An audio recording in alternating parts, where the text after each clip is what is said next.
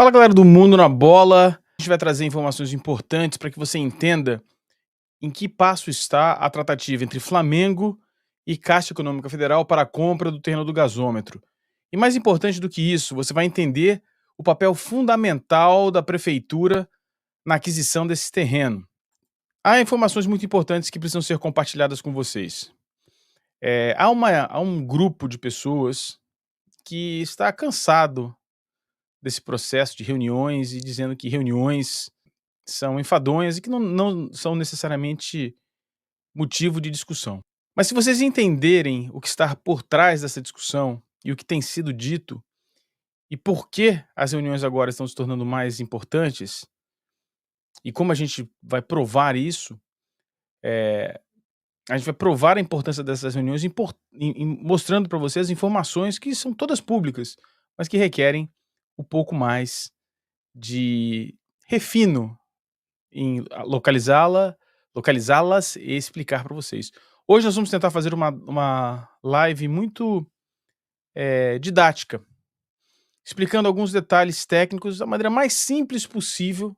Eu até peço desculpas às pessoas que são especialistas nessa parte financeira, na parte de balanço, que talvez essa live seja um pouco enfadonha, particularmente quando a gente tratar da parte de passivo e etc. Mas a informação também vai ser importante para essas pessoas que são experts, porque talvez não estejam cientes do que está acontecendo. Nós vamos trazer todos os detalhes, vamos explicar com calma, e vocês vão entender que a próxima reunião entre Flamengo, Caixa Econômica Federal e Prefeitura pode ser a reunião decisiva. Eu não acredito que vai ser a decisão que vai selar a compra do terreno, mas vai ser uma reunião decisiva para que esse negócio seja firmado. Ou seja, vai ter uma diligência, você vai ter que fazer uma análise de documentos, que talvez ainda não tenha sido feito, mas eu acho que o acerto, a estrutura do negócio pode sim sair na próxima reunião. Eu vou me decepcionar se não sair? Não, não vou, porque eu não sei todo o teor da reunião e todos os procedimentos relativos, mas há uma chance.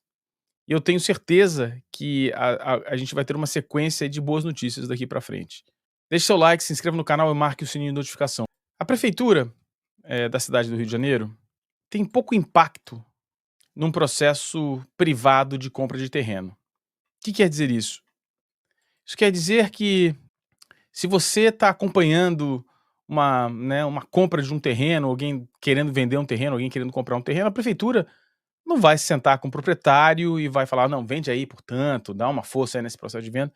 Não vai acontecer. Mas não é esse o caso. Bom, vamos entender. O proprietário do terreno, como vocês já estão carecas de saber, é o Fundo de Investimento Imobiliário Porto Maravilha. Bom, qual era a situação do Fundo de Investimento Imobiliário Porto Maravilha em 2022? Em 2022, 25% dos ativos imobiliários desse fundo imobiliário eram dois terrenos. O terreno da Praia Formosa, que está sendo vendido agora, o último terreno da Praia Formosa, que foi do outro lado ali da Francisco Bicalho, tá? E o terreno do gasômetro. Os outros 75%, ou seja, a maior parte do investimento ali em ativos imobiliários eram o edifício Pátria Marítima, o Hotel Holiday Inn e o Porto Vila Residencial. Além disso, tem a questão das CEPACs, né? O Fundo de Investimento Imobiliário tinha lá a CEPACs, ainda tem a CEPACs, e as CEPACs são parte fundamental dos ativos, né, dos bens desse fundo de investimento imobiliário. Essa é a parte positiva, essa é a parte legal, esse é o dinheiro em caixa, efetivamente, né? Ou objetos que possam se transformar em dinheiro muito rapidamente. Isso estava lá, é a parte positiva. A parte negativa desse fundo refere-se a 4,3 bilhões de reais que precisariam ser pagos à prefeitura da cidade do Rio de Janeiro. O que é isso, galera? Vamos explicar. Isso aí são os CEPACs? Não. Esses são os prêmios do CEPAC. Como funciona isso? Os CEPACs, as CEPACs, a autorização para construir mais do que o potencial construtivo de uma certa região, tá? Foram leiloados. Sobre o valor mínimo deste leilão, o Fundo de Investimento Imobiliário se propôs a pagar 4,3 bilhões de reais a mais. Só que o Fundo de Investimento Imobiliário não gerava caixa suficiente para pagar essas parcelas e deixou de pagar. entrando em estado de iliquidez. Essa era a situação do dia 31 de dezembro de 2022. Bom, o que aconteceu no final do ano passado? Praticamente a mesma coisa, só que a prefeitura entrou na jogada.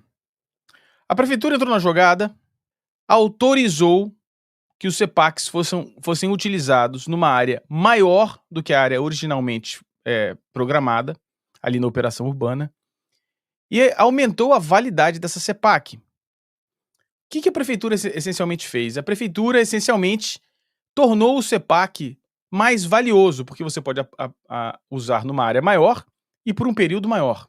E, sobretudo, talvez a parte mais importante, a prefeitura excluiu esta dívida de 4,1 bilhões de reais, 4,3 bilhões de reais, que o fundo tinha com a própria prefeitura, como está registrado no documento público deste fundo de investimento imobiliário, Porto Maravilha.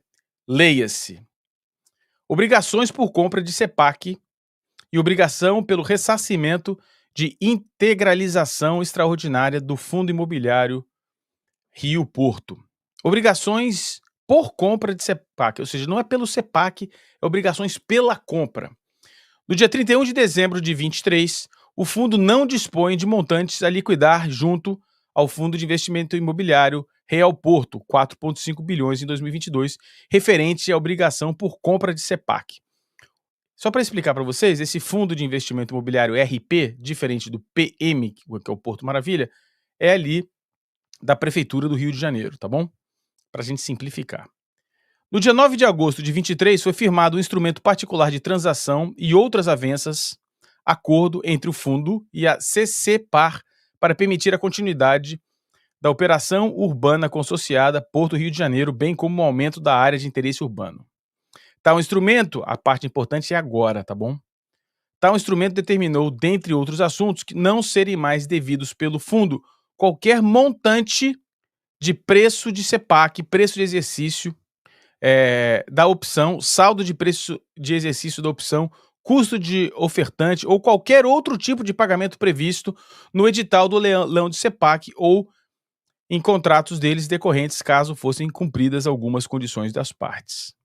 Olha só, essa é a parte importante. Com a publicação no Diário Oficial do Município do Rio de Janeiro, na Lei Complementar número 267, em 6 de dezembro de 23, que era uma das condições previstas no acordo, as partes deram continuidade em trâmites necessários, sendo realizados os procedimentos para desreconhecimento das obrigações do fundo relacionados à compra de CEPAC.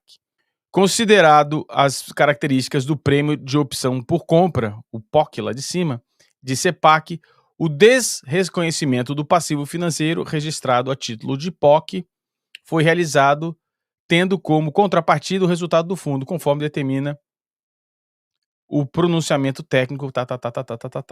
Então, o que aconteceu? Mostrando aqui para vocês. Em 2022, o fundo devia 4,5 bilhões de reais. Em 2023, apenas 181 milhões de reais. Vocês lembram que aqui no canal, nós somos o primeiro canal que falamos do tamanho da dívida desse fundo e na necessidade que o fundo tinha de vender o terreno. Isso mudou. O terreno agora não é mais, não está mais em estado de liquidez. O terreno agora tem dinheiro. O fundo tem dinheiro. O fundo agora está numa situação financeira melhor porque a prefeitura abriu mão de 4,3 bilhões de reais. A história é essa. Vamos entender o que está acontecendo aqui, tá? Bom, o Fundo de Investimento Imobiliário tem as CEPACs. A prefeitura da cidade do Rio de Janeiro quer desenvolver a área e o Flamengo quer construir o seu estádio. Num processo recente, a gente viu a prefeitura do Rio de Janeiro lançar várias ações para promover o desenvolvimento, para falar do desenvolvimento da região. Parque do Flamengo para o século XXI, que são aquelas ilhas flutuantes. Teve até uma coisa engraçada. Vocês estão vendo aqui um Twitter. Opa, tá aqui. Voltando lá, deixa eu voltar lá, desculpem. um Twitter aqui do Eduardo Paes falando: "Será que vai ter estádio do Flamengo perto desse parque, Pedro Paulo?" E ele botou essa animaçãozinha, tal. Aí ele tirou, esse vídeo já não tá mais no Twitter do prefeito da cidade. Não tá mais lá. E aí o Cacau Cota, que participou dessa gestão, saiu agora, ex-diretor, né? Essa semana vem novidade boa na ação. E aí é o seguinte, a gente vê que tem sim um movimento da prefeitura. Mas vamos tentar entender o que a prefeitura está fazendo. É uma renúncia fiscal? Pode ser dita, pode ser considerado por alguns como uma renúncia fiscal, mas tem uma coisa importante. O Fundo de Investimento Imobiliário, Porto Maravilha, tinha parado de pagar à prefeitura essas parcelas. Por quê? Porque não estava conseguindo vender as CEPACs. Então não fazia sentido. Não fazia sentido. E também não fazia sentido a prefeitura ficar recebendo esse dinheiro, inviabilizando o desenvolvimento de um grande detentor de áreas naquela região. Então a prefeitura decidiu abrir mão de um dinheiro que não receberia, porque o fundo o fundo não tinha como pagar esse dinheiro. Não havia, o fundo não estava gerando receita, o fundo não tem como pagar, não tem como pegar dinheiro emprestado, por exemplo, para pagar. E o que a prefeitura fez? A prefeitura abriu mão desses 4,3 bilhões de reais, que não receberia em hipótese nenhuma, aumentou o valor das CEPACs, porque fez com que as CEPACs se tornassem mais valiosas, com o intuito de desenvolver o que está faltando do Porto Maravilha. E pelo seu lado, como vocês sabem, o Flamengo quer o estádio. Como funciona? O Flamengo quer o estádio e a prefeitura quer desenvolver o Porto Maravilha. Aí você tem imagem da Operação Urbana Porto Maravilha. Essas duas áreas marcadas são as áreas que já estão desenvolvidas. Ou melhor, essa área maior já está desenvolvida, é a região dos museus. Essa aqui é a região dos museus. Essa região também já está garantida como desenvolvimento, que é a região da Estação Leopoldina, que já foi transferida do poder federal para o poder municipal, e ali será feito um centro cultural. Também já está desenvolvido esta área em amarelo, que é a área residencial. A ideia da prefeitura é consolidar o desenvolvimento da área entre a área dos museus, que já está desenvolvida, essa área que tem potencial, mas falta coisa, com o estádio do Flamengo sendo um vetor de desenvolvimento da região do museu, trazendo para a região do gasômetro. Bom, até aí, como diriam os antigos, morreu Neves. Mas bora continuar que vocês vão entender. O que a Prefeitura do Rio de Janeiro está fazendo? A Prefeitura do Rio de Janeiro está, por um lado, por este lado, compensando o fundo. Está fazendo uma compensação para o fundo. Retirada do prêmio da CEPACs, aumentando a área do uso da CEPACs e aumentando o prazo para o uso da CEPACs. Para o Flamengo, a Prefeitura está autorizando a transferência do potencial construtivo da Gávea para outro lugar, simplesmente gerando dinheiro ao Flamengo, fazendo com que o Flamengo consiga gerar ali um ativo.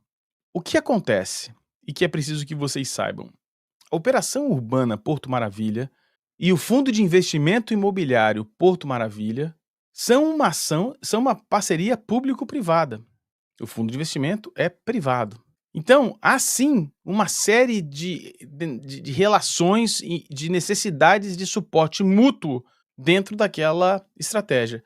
A prefeitura agora, se fez um trabalho bem feito, e não dá para ter certeza se fez ou não, pode sentar com a Caixa Econômica Federal, junto com o Flamengo, e falar: galera, é o seguinte, vocês têm uma quantidade de CEPACs, aí você tem uma quantidade de área construtiva para ser vendida nas mãos. Se vocês facilitarem esse processo de venda do terreno, ao invés de vender para um grupo residencial, que quer o terreno, vão querer o terreno, vocês podem simplesmente ter uma valorização ainda maior com o CEPAC, porque essa área vai valorizar. Aí entra a necessidade do Flamengo apresentar um projeto, não só um projeto econômico, financeiro, de quanto vai render, mas um projeto essencialmente de negócio. Qual é o tamanho do negócio? Quanto vai ativar da economia? O que vai ser feito ali além do estádio? Qual vai ser a vida que vai acontecer em volta do estádio nos dias que não houver jogos? Isso o Flamengo tem que fazer urgentemente. E isso a gente já falou, infelizmente, né, há mais de 2 anos. Agora, mais de 2 anos. A primeira vez que a gente falou sobre isso foi no dia 4 de maio de 2022. Então faz mais de 2 anos que a gente vem falando a respeito, trazendo esse tipo de assunto.